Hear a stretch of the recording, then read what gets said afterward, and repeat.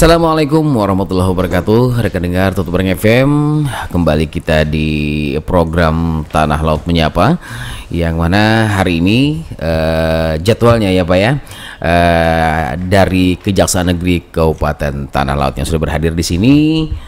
Dan untuk Bapak Mahardika Prima Wijaya Rosadi, Sarjana Hukum. Selamat pagi Om. Iya, selamat pagi ya. Beliau adalah Kepala Seksi Intelijen ya, dan juga Ibu Celia Yustika Sari, Sarjana Hukum. Beliau adalah jaksa fungsional. Assalamualaikum Ibu, selamat pagi.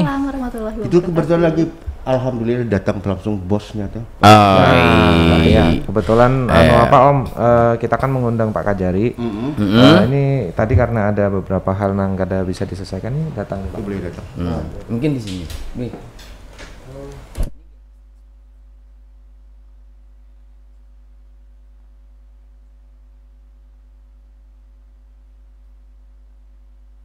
Iya, selamat datang Pak Kajari.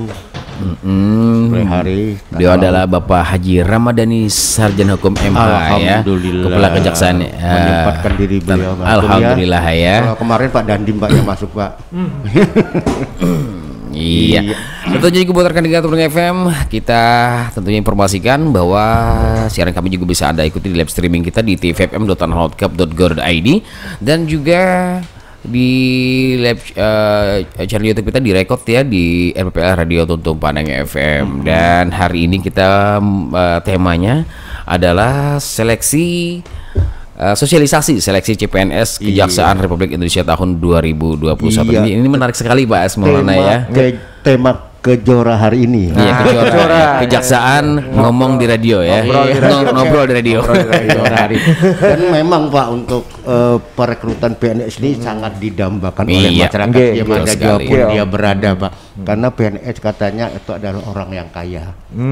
Karena setiap tahun, setiap bulan itu kan sudah ada akan berapa yang aku terima. Ada digitnya ya, Pak. Ada digitnya.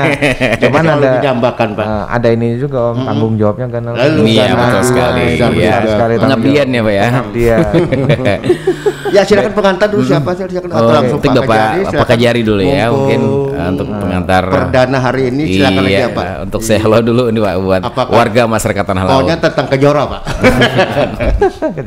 Bismillahirrahmanirrahim. Assalamualaikum warahmatullahi wabarakatuh. Waalaikumsalam warahmatullahi wabarakatuh. Selamat pagi para pendengar radio Tuntung Pandang. Pada pagi hari ini suatu kehormatan bagi saya, kami Pak, yang kehormatan selaku kami. Kepala Kejaksaan Negeri Tanah Laut, untuk berbagi cerita.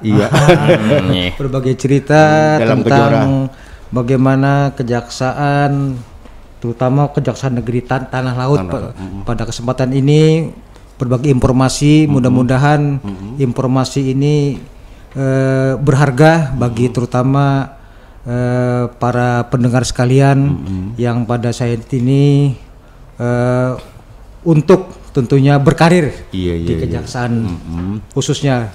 Dan pada kesempatan ini diharapkan agar para pendengar sekalian bisa, mudah-mudahan informasi ini dapat bermanfaat kiranya jika ada yang berminat untuk berkolaborasi dan juga ikut berkarir di Kejaksaan Republik Indonesia. Mudah-mudahan bisa direspon pada kesempatan pagi hari ini.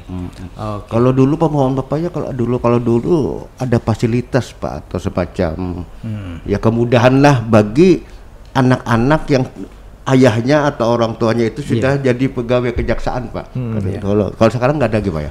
Sekarang ini zamannya kita adalah keterbukaan dan juga informasi sekarang ini adalah sifatnya bersifat digital. Dan tentunya diharapkan para pendengar bisa menyesuaikan dengan paradigma baru saat ini, di mana pada saat pandemi Covid ini diperlukan teknologi informasi yang bisa direspon, sehingga pada saat ini pun kejaksaan di dalam penegakan hukum di saat pandemi ini tidak menjadi halangan. Pak ya. Karena dengan informasi teknologi sekarang kita bagaimana melakukan penegakan hukum dengan cara virtual sebagainya sudah bisa kita lanjutkan hukum acaranya tanpa menjadi hambatan dengan adanya pandemi COVID saat ini. Maka diperlukanlah SDM yang kompeten, terutama tidak hanya dari sisi penegakan hukum, aturan formil materialnya, tapi juga diharapkan menguasai teknologi. Iya betul. Jangan para penegak hukum tuh jangan ketinggalan. Ketinggalan. Apalagi sekarang ibaratnya tuh kriminalitas itu berkembang cepat. Iya, dunia dalam ini Pak, dalam handphone, dalam genggaman. Maka di situ dengan niat-niat untuk kejahatan, maka kepandaian seseorang itu bisa disalahgunakan. Maka harus diimbangi dengan penegakan hukum oleh para penegak hukum yang menguasai teknologi tadi. Iya. Nah, begitu sebagai informasi. Ya, silakan Pak Mahardika barangkali untuk mengawali tentang rekrutmen CPNS kejaksaan nih ya, baik formasi apa segalanya itu Pak. Oke, baik, terima kasih banyak Om. Jadi mohon izin Pak Kajari. Jadi di sini seperti yang telah disampaikan oleh Bapak tadi Om, kita sebenarnya bukan kejaksaannya yang membuka, tapi kita kan sama-sama ikut dalam pemerintah ada pembukaan untuk penerimaan pegawai baru. Nah, di sini bisa dijelaskan awalnya itu intinya ini seluruh Indonesia Om. Jadi tidak ada yang kuota tanah laut. Nah, kemudian formasinya kita dikenal dengan namanya formasi 4148 Om. Nah, artinya formasinya itu kita memerlukan di kejaksaan ini untuk kuotanya adalah 4.148 orang. Nah, CPNS. Itu kuota ini itu CPNS-nya Pak ya? CPNS. Apakah nanti yang lulus harus sekian jumlahnya? Enggak juga. Jadi ini tergantung dengan kemampuan seseorang seperti disampaikan oleh Bapak tadi mengikuti. Jadi kita kan ada tesnya juga ikut dari pemerintah Om. Ya, ikut dari pemerintah. Misalnya ada tes CAT, ada TWK, kemudian ada wawancara psikologi, kesehatan dan panjang masih Om main. Jadi memang seperti disampaikan tadi kita tuh mempunyai tanggung jawab yang berat, tanggung jawab yang besar, makanya memang diperlukan kemampuan yang lebih lah. Cuman dalam hal ini makanya kejaksaan diberikan kuota sebesar 4.148. Tapi nanti yang lulusnya tidak sejumlah itu ya. Lulusnya mudah-mudahan Om, karena kita memerlukan seluruh Indonesia Om. 4.148 itu. Karena kan pasti tiap tahun tuh ada yang pensiun, kemudian harus ada juga yang masuk. Iya, kalau dulu Pak ya, kalau kejaksaan sudah ada yang pensiun tuh otomatis ya kemarin.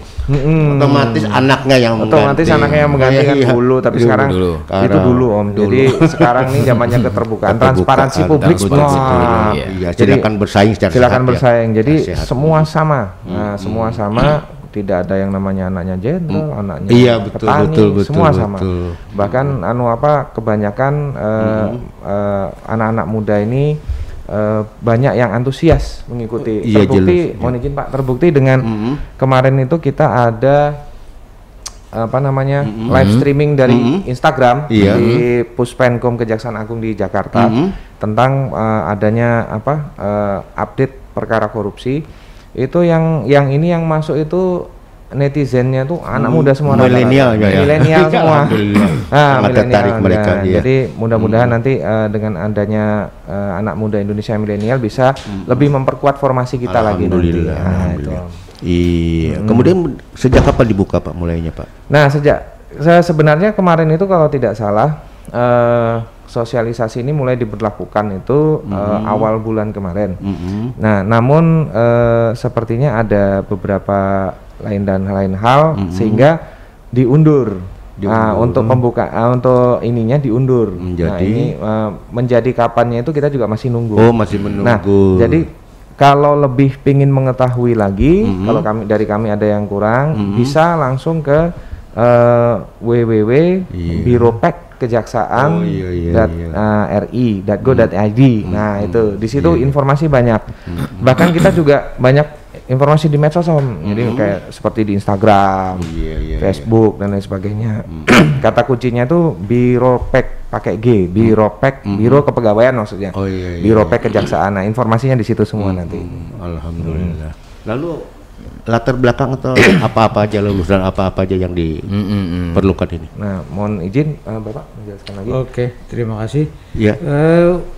Dari formasi yang disiapkan atau disediakan oleh Kejaksaan Republik Indonesia dari 4.148 ini akan dicari formasi yaitu 1.000 jaksa. 1.000 jaksa. 1.000 jaksa yang diperlukan kuotanya ini. Kemudian ada 527 dengan formasi Pranata Barang Bukti. Oh iya. Pranata Barang Bukti. Yang penunggu gudang nih Pak ya. Enggak, mohon maaf ya.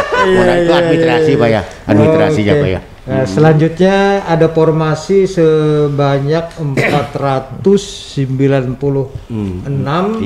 untuk formasi pengadministrasian penanganan perkara. Oh iya. Artinya di sini kan penanganan perkara itu ada nanti perkara pidana umum, ada perkara pidana khusus, di mana diperlukan di samping jaksa itu bekerja juga diperlukan tenaga administrasi ini untuk melengkapi formalitas dalam maksudnya formal dalam pemberkasan. Iya. Kemudian formasi berikutnya adalah sebesar 495 formasi untuk jabatan pengolah data perkara dan putusan. Iya. Ini di selanjutnya sebanyak 494 formasi untuk jabatan pengawal tahanan atau narapidana. Waltah sebenarnya. Waltah. Pengawal tahanan. Iya. Kemudian ada formasi berikutnya 432 formasi untuk jabatan pengolah data intelijen. Jadi disinilah ini punya Pak Mahardika. Mahardika ini yang diperlukan. Kemudian selanjutnya adalah formasi sebanyak 179 formasi yaitu untuk ahli pertama Pranata komputer. Wah, ini para ahli IT semuanya diperlukan. Ahli IT. Iya. Kemudian formasi berikutnya yaitu sebesar 141 formasi untuk pengelola pengaduan publik. Oh iya. Pengaduan publik. Jadi kalau ada informasi masuk ada khusus yang menerima sebagai administrasinya Pak. Iya. Oke, kemudian ada formasi sebesar 140 formasi untuk analis forensik digital. Ini ada kaitannya dengan penegakan hukum yang berkaitan dengan katakan kejahatan di bidang komputer mungkin bisa ada data-data bisa melacak data-data yang sudah digunakan macam cyber itu Pak ya. Cyber. Betul. Itu kemudian 77. Ada 77 ini untuk formasi analis rancangan naskah perjanjian. Wah, ini Perdata dan Tun ini.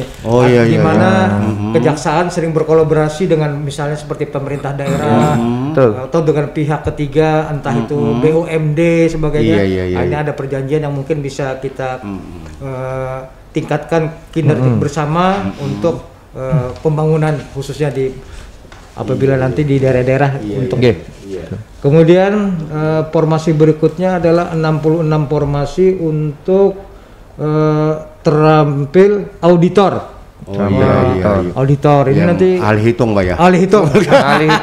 Kerugian negara Pak ya. Iya, salah satunya itu yang menjadi keahlian yang diperlukan. Bukan ahli hisap. Formasi berikutnya adalah 43 formasi untuk ahli pratama penilai pemerintah.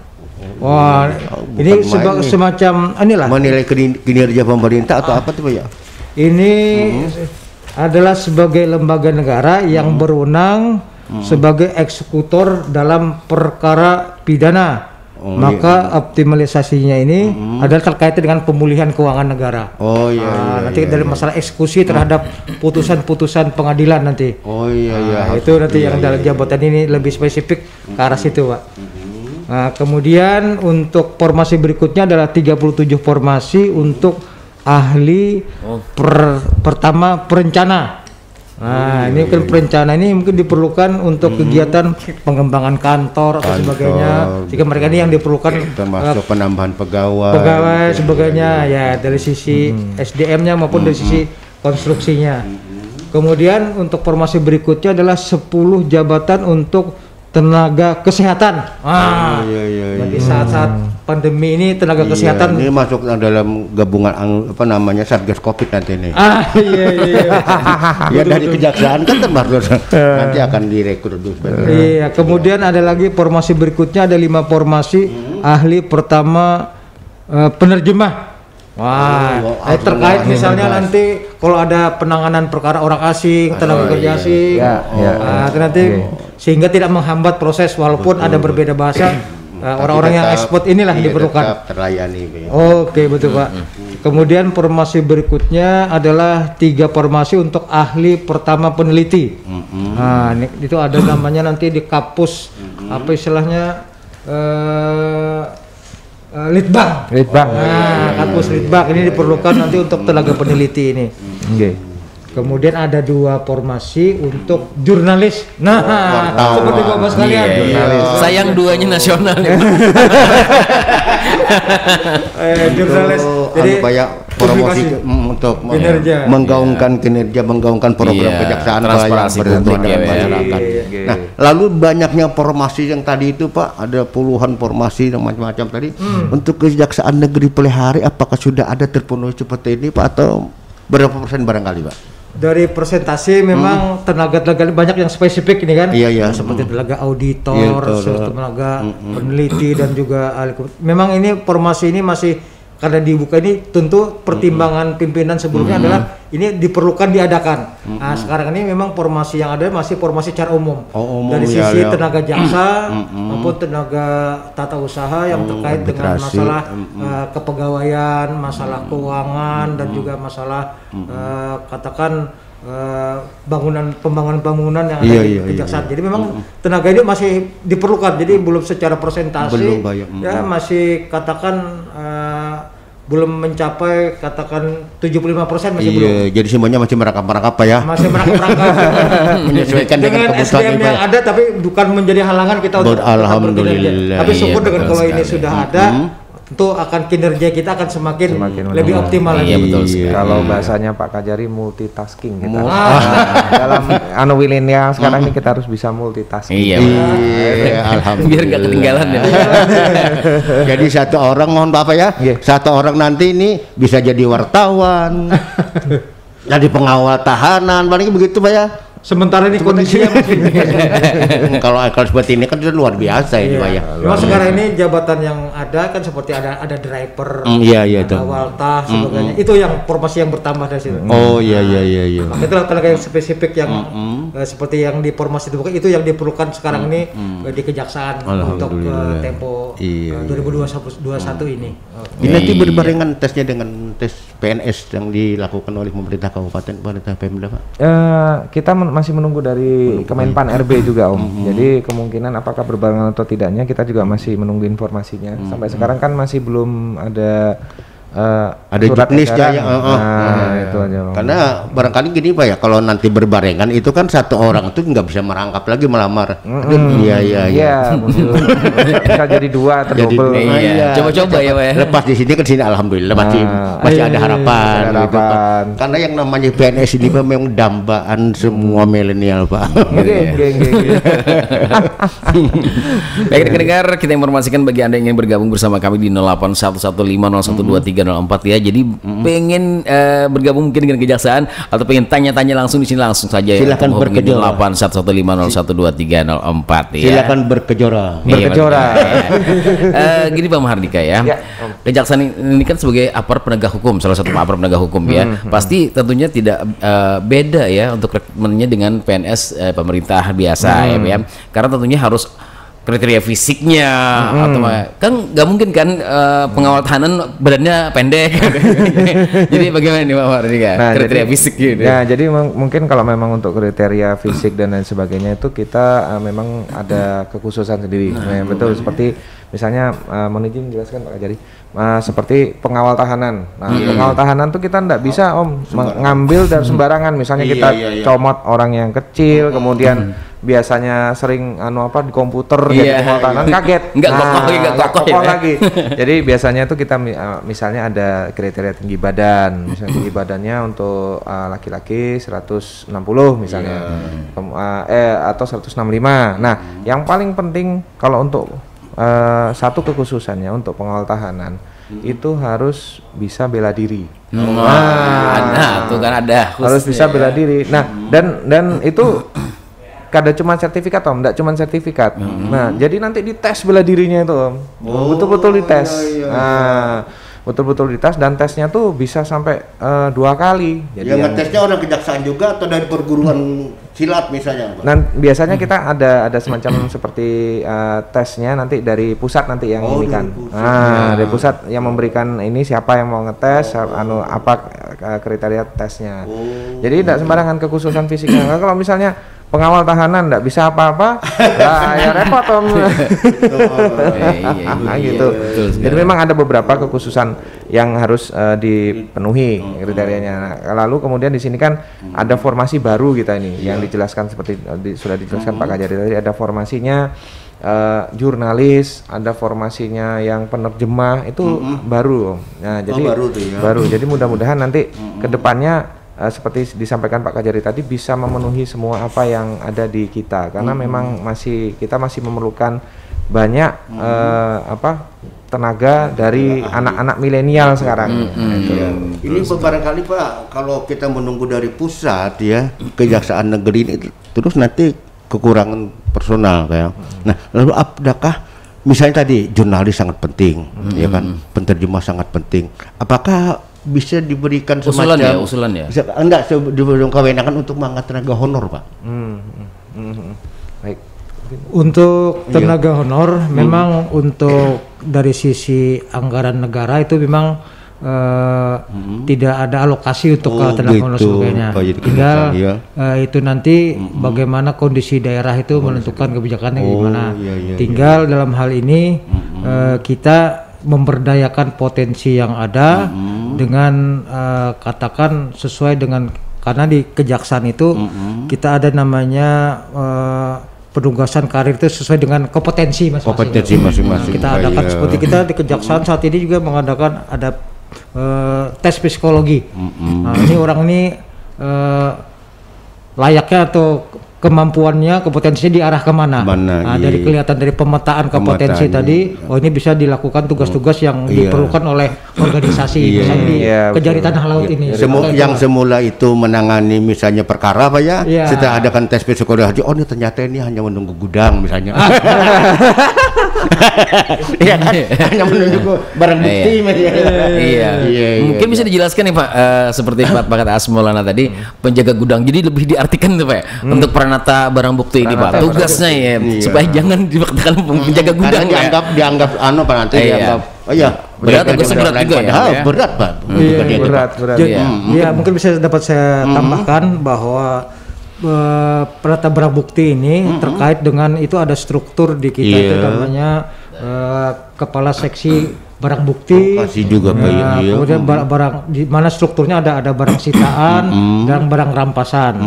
Di mana secara terminologi hukum acara bahwa barang sitaan itu adalah barang yang merupakan sebagai alat bukti untuk pembuktian tapi pada saat perkara itu belum diputus, diputus oleh pengadilan.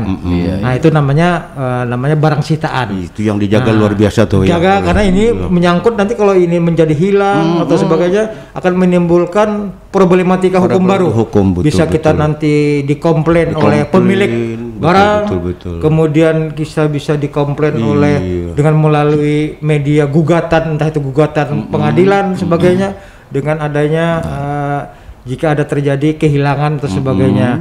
Nah, kemudian ada lagi prananata yang terkait dengan barang rampasan. Itu barang rampasan adalah barang bukti dari hasil penyidikan ini yang sudah dilimpahkan ke pengadilan, kemudian diproses dengan cara penuntutan di persidangan, kemudian diputus oleh pengadilan, maka itu statusnya apabila nanti dinyatakan dirampas untuk negara, kemudian yang terdakwanya tidak melakukan upaya hukum, entah itu banding atau kasasi dan sebagainya, dan kemudian jaksa penuntut umumnya ini menerima tidak melakukan banding, maka ini menjadi ingkrah namanya, putusan yang memiliki kekuatan hukum tetap. Maka statusnya menjadi barang rampasan. Nah, ini hasilnya ini nanti bisa dilakukan dengan cara entah itu dilelang atau sebagainya, sehingga itu uang hasilnya itu adalah merupakan setoran bagi kas negara. Nah, maka ada keahlian-keahlian untuk mengelola bagaimana nilai ekonomisnya nanti barang ini menjadi tidak menyusut, menyusut. Kemudian apabila nanti dikembalikan, bagaimana ada petugas yang mengantar, maka kita ada pelayanan antar barang bukti, dan itu tidak dipungut biaya. Dan itu petugas-petugasnya harus ya katakan ada mungkin sedikit basic terhadap ahli mesin, sehingga apabila yang terkait dengan mobil misalnya ada untuk dirawat juga. Kemudian ketika sebelum diantar, wah dicuci dulu lah. Pak, mohon maaf Pak, mau izin sebentar Pak. Kita mau terima telepon dulu Pak. Ya ada yang bergabung Pak. Ditahan dulu Pak. Iya. Assalamualaikum. Halo, assalamualaikum. Silakan yang masuk, silakan. Iya, tertutup tadi ya. Lama nunggu sih. maaf ya para penonton ya. Iya Pak, mungkin bisa dilanjutkan lagi kembali Pak. Iya.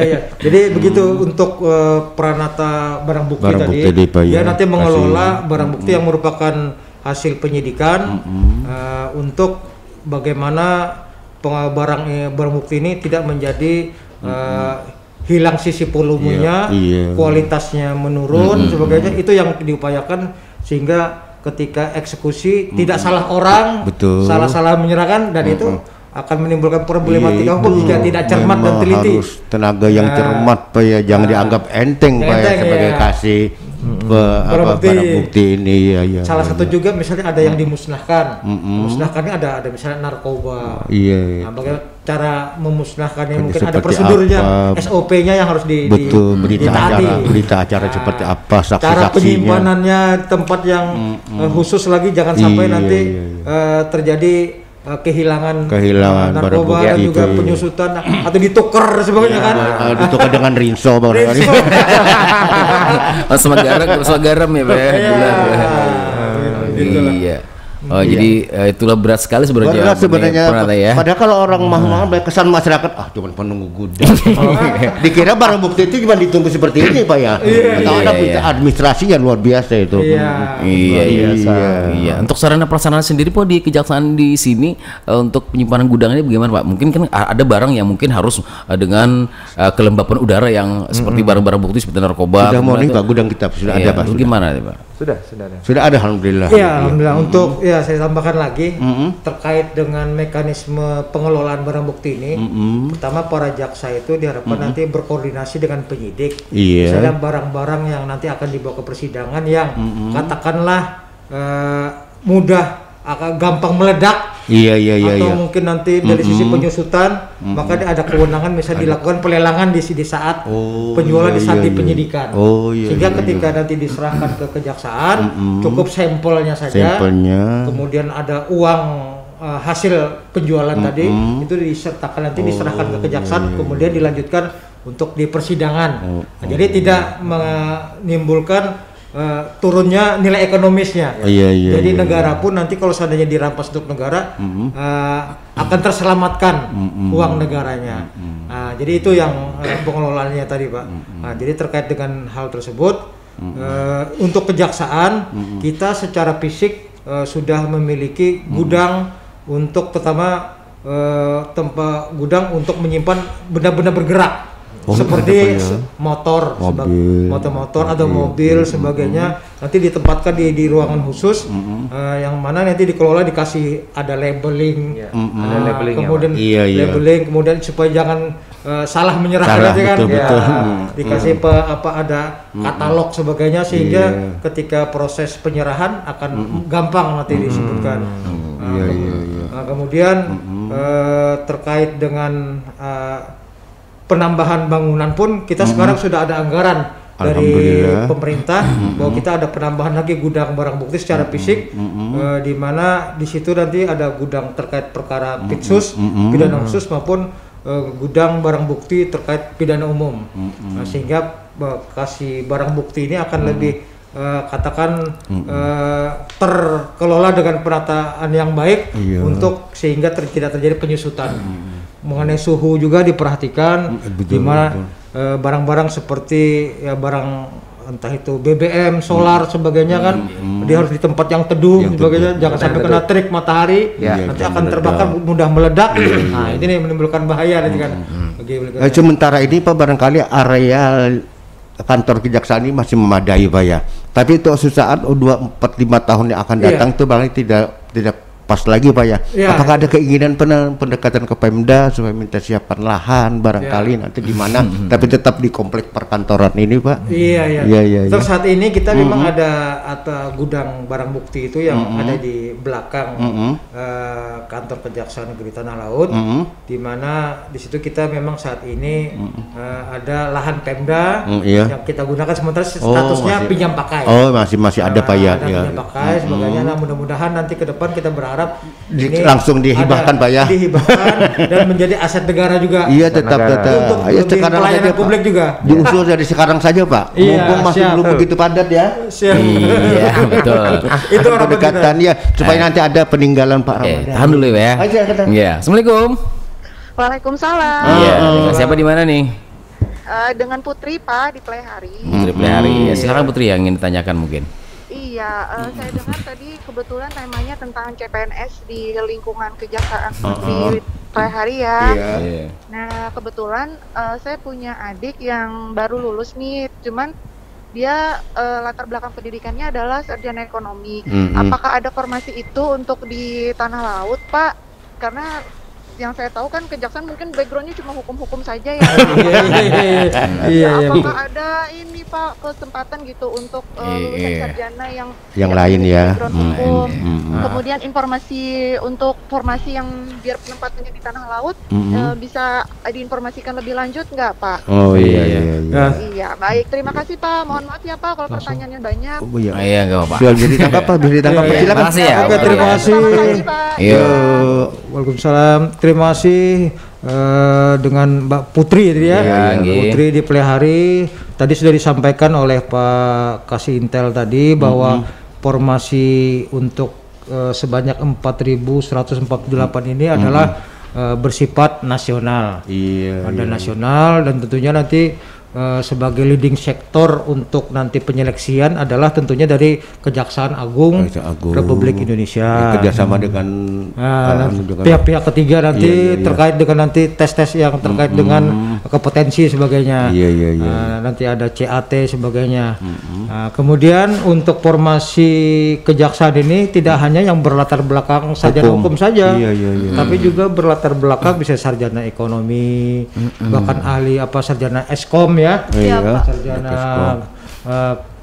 komputer, kemudian terkait juga tenaga kesehatan tadi sebagaimana yang kita sampaikan formasinya, sehingga saat ini terbuka untuk tidak hanya dari sisi sarjana hukum saja. Nah, Kejaksaan membuka rekrutmen untuk di disiplin ilmu yang sebagaimana yang kita sebutkan di dalam formasi sebagaimana sebelumnya. Bisa saja nanti informasi lebih jelas bahwa Kejaksaan tentunya sudah ada katakan call centernya, call center, dan ini juga dari Instagram kemudian dari YouTube semuanya sudah diinformasikan secara digital.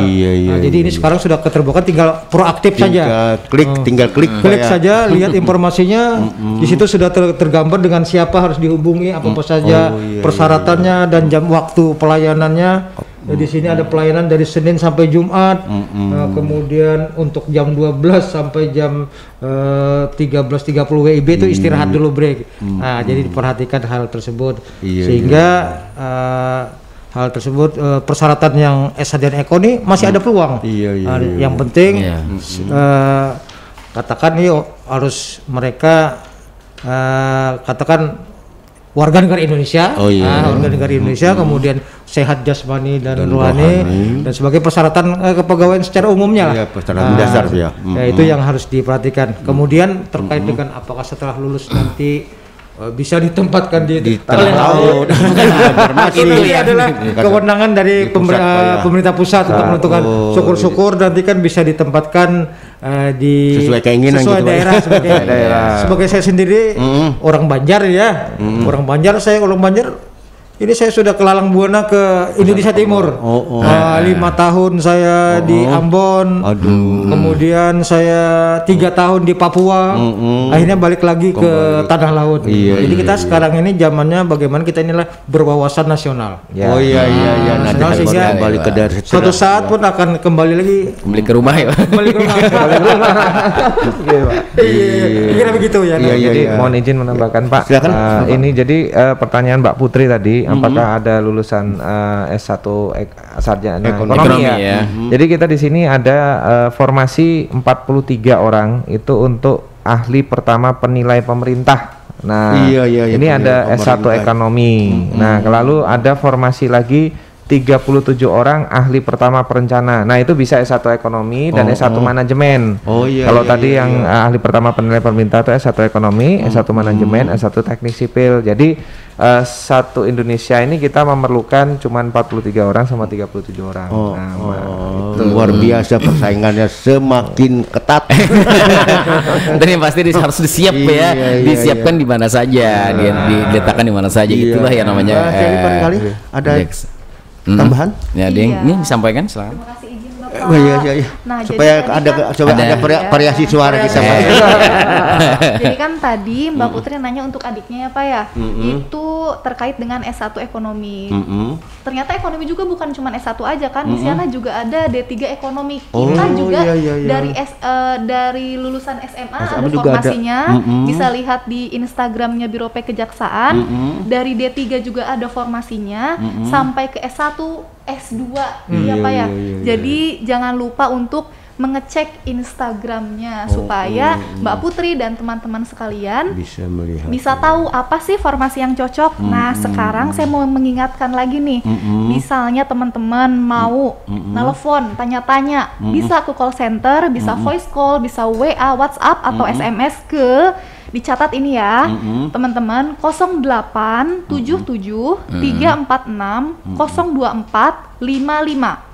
Diulang ya, 0877 346 024 55 atau 081 289 005 482. Sekali lagi, 081 289 005 482. Nah, jangan lupa ya, Instagram Biro P Kejaksaan, Twitter @biropeg. Follow ya. Kan follow. Atau di radio sekarang ini ya. Saat ini ya, Pak ya. Ini ada pertanyaan dari WhatsApp nih, Pak. Ini Ulun Rifki di Sungai Jelai. Assalamualaikum. Waalaikumsalam. Selamat pagi Bapak dari Kejaksaan. Ulun hendak bertakun haja nah. Aja. Oh, bentar ya. Tahapan tes PNS di Kejaksaan ini sama lah lawan tes PNS yang biasa tuh Pak. Terima kasih. Mungkin tes PNS Kejaksaan apakah sama dengan tes PNS pada lainnya? Hendak kesana kemari barangkali nih. Banjir banget nih. Ya silakan izin Pak. Jadi waduh, selamat pagi Kila. Terima kasih pertanyaannya yang hendak ulun jelaskan tadi. Nah, jadi tahapan seleksi untuk di Kejaksaan sama dengan tahapan seleksi di pemerintah pusat khususnya. Nah, yang pasti yang pertama itu kita ada namanya seleksi administrasi. Nah, seleksi administrasi ini meliputi pengukuran tinggi badan, berat badan, pemeriksaan kelengkapan berkas dan persyaratan. Nah, ini nanti bisa di-download di aplikasi di website terkait. Lalu yang kedua, nah ini yang masuk ke tes CAT. Nah, CAT dan tes kompetensi dasar. Jadi komputer assisted test atau CAT yang di dalamnya tuh ada tes wawasan kebangsaan TWK, lalu ada tes intelijensi umum atau TIU, lalu ada tes karakteristik pribadi atau TKP. Nah, lalu kemudian untuk selanjutnya sama. Nah, itu aja. Nah, hanya saja yang membedakan mungkin dari kekhususannya dari kita itu tadi ada formasi ini gitu. Nanti kena ditentukan ada asesmennya. Ini lari kemana. Gitu. Iya. Ini ada lagi nih. Iya. Assalamualaikum. Waalaikumsalam. Halo. Di volumenya dikencengin dulu suaranya. Iya, halo, silakan. Siapa di mana nih? Ini Sari di Pancapan. Sari Pancapan, ya. Tahu Mbak Pancapan, Pak? Baru dipelihara ya. Nanti kita ngomong-ngomong. Pancapan. Silakan, apa yang ditanyakan nih hari ini? Yang ditanyakan, apa yang membuat spesial PNS di Kejaksaan? Apakah di Kejaksaan ada yang membedakan di antara PNS yang lain seperti itu? Sebut aja apaan yang membedakan, keinginan kamu apaan? Langsung aja ya.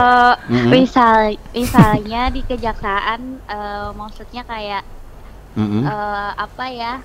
Yang spesial apa dari PNS yang lain? Kan kalau PNS yang lain kan secara umum pekerjaannya kan lebih banyak atau seperti apa gitu. Gaji nggak ditanyain ya?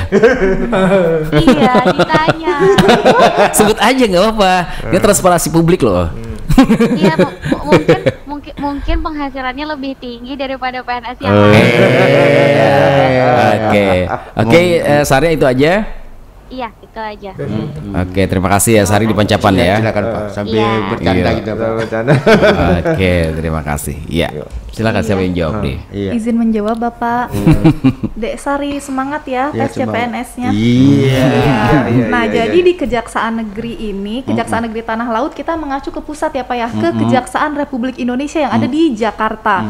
Jadi terkait gaji, terkait remunerasi, tunjangan kinerja itu kita sama semua sekejaksaan. Tetapi kejaksaan itu instansi berbeda dengan instansi yang lain. Nah, setiap instansi memiliki peraturannya masing-masing. Tetapi terkait gaji pokok ya Pak, izin itu sama. Tetapi ada tunjangan kinerja yang membedakan seperti itu. Dan di kejaksaan pun Bapak izin kita berbeda-beda. Misalnya formasi calon jaksa itu di sana kenapa tes seleksinya sampai ada 5 tes tahapan sampai ke tes wawancara psikolog, dikarenakan tugas dan jabatan jaksa itu nanti akan berat, akan sulit untuk dilaksanakan apabila memang yang memangku jabatan tersebut kurang kompeten. Sehingga untuk masalah uang ataupun tunjangan, nah itu sudah menyesuaikan dan pemerintah sudah merencanakan sebaik mungkin supaya jabatan yang diisi dengan penghasilannya itu disetarakan ya Pak ya, untuk masalah kelebihan masalah uang seperti itu. Tetapi untuk masalah kekhususan di bidang penegakan hukum itu yang paling utama. Kejaksaan Negeri Tanah Laut, terutama Kejaksaan Republik Indonesia itu lebih spesifik di penegakan hukum. Selain sebagai eksekutor, kita juga bisa menjadi jaksa pengacara negara. Jadi kalau misalnya adik-adik misalnya bisa lihat tuh drama-drama Korea misalnya, itu lihat pengacara juga, lihat jaksa juga, kurang lebih seperti itu walaupun sistem hukumnya berbeda ya Pak.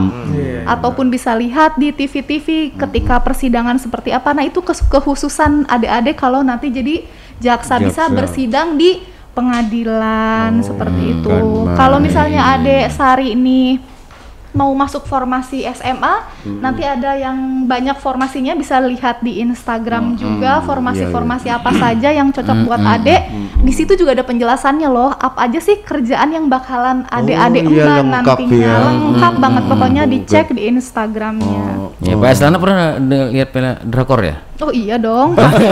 Aslana sih emang bapak-bapak nih. Itu juga buat ilmu pengetahuan kan, karena ilmu itu bisa didapatkan di mana saja. Ya. Terutama di ini, di Instagram dan juga di YouTube-nya Biropeg Kejaksaan. Iya nih, menarik sekali ya pembicaraan kita hari ini, dan tentunya tugas dan wewenang kejaksaan ini sebagai aparatur negara dihadapkan dengan apa ya Pak, tantangan-tantangan ya penegakan hukum, baik itu baik itu yang psikis maupun yang fisik juga. Jadi apa yang harus disiapkan Pak selain kemampuan akademisi mereka, harus ada kemampuan apa lagi ya, karena ini penegakan hukum ini Pak. Apa yang harus disiapkan buat adik-adik yang CPNS nanti? Terima kasih. Ini untuk kesiapan, artinya ketika direnungkan, kemudian baca referensi, kemudian lihat bagaimana tren perkembangan saat ini negara kita, bahwa kejaksaan saat ini adalah sebagai pada amanat dari Presiden Republik Indonesia Pak Jokowi, bahwa kejaksaan adalah wajah pemerintah Republik Indonesia dalam penegakan hukum. Di mana sekarang ini bendera yang akan digaungkan di kejaksaan adalah terkait dengan penegakan di bidang PNBP, penerimaan negara bukan pajak, di mana dari hasil proses penegakan hukum ini ada misalnya tipikor, kita ada menyelamatkan uang terkait kerugian keuangan negara yang nilainya sekarang cukup signifikan, di mana kejaksaan saat ini sudah menangani katakanlah perkara-perkara besar, di mana dari tren sekarang ada Kejaksaan Agung saat ini tergambar ada 58 triliun, artinya perkara yang ditangani, di mana potensi-potensi untuk penyelamatan keuangan negara, peranan kejaksaan akan ditunggu untuk bisa kontribusi dalam peningkatan penerimaan negara ini. Kemudian ada terkait dengan ada uang pengganti, ada terkait dengan uang denda dari perkara tidak pidana korupsi ataupun tidak pidana umum yang akan dikontribusikan dalam pendapatan negara. Kemudian dari sisi berikutnya di samping terkait dengan penegakan hukum, itu adalah merupakan upaya terakhir dalam penegakan hukum, di mana dikedepankan dari aspek preventif. Di mana di situ peranan dari JPN, Jaksa Pengacara Negara, dia akan bagaimana memberikan solusi agar keuangan negara ini bisa dipulihkan dan diselamatkan sebelum orang itu katakanlah dilakukan pemidanaan.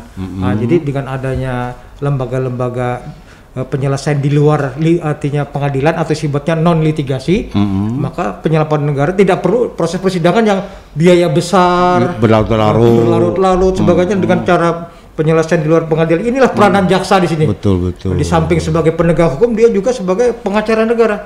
Di mana dia akan melakukan pencegahan ini agar para pejabat-pejabat pengambil keputusan yang penting misalnya di pemerintahan ini menjadi lebih confident dalam melakukan tupoksinya, sehingga kejaksaan akan memberikan katakan pendampingan agar mereka ini dalam melakukan tugasnya sesuai dengan bagaimana SOP yang harus ditegakkan.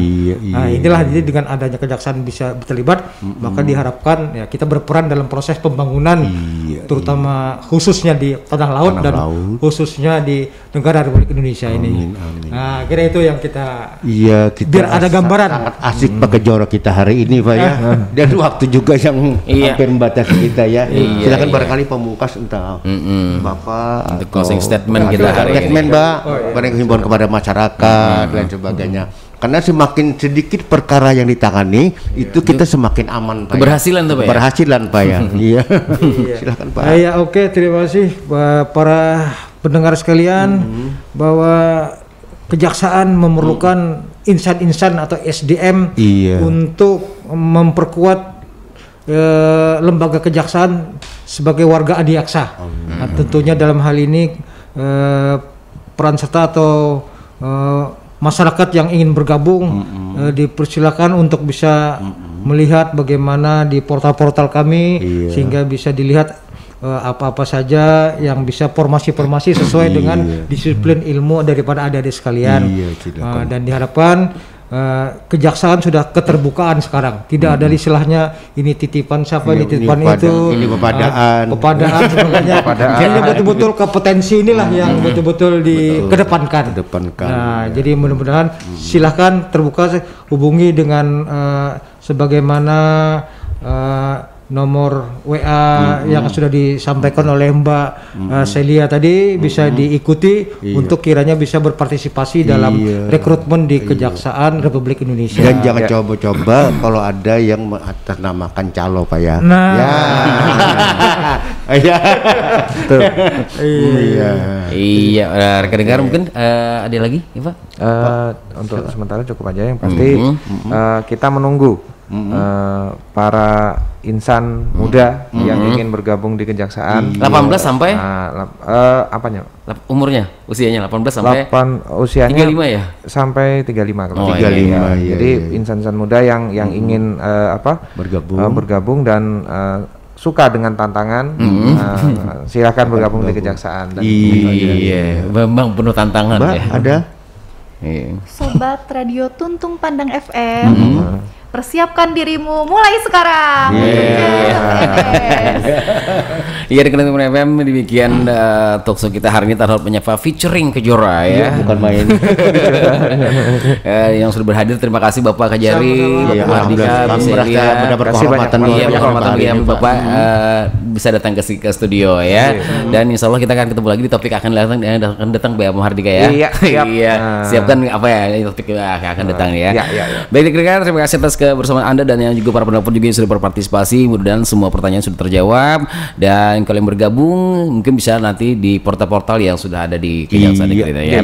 Iya, Ulun Iwan, Ulun AS Maulana sekali lagi mengaturkan terima kasih buat kehadiran Bapak-bapak, dan mudah-mudahan sukses penegakan hukum di Kabupaten Tanah Laut. Amin. Amin. Iya. Assalamualaikum warahmatullahi wabarakatuh. Waalaikumsalam warahmatullahi wabarakatuh.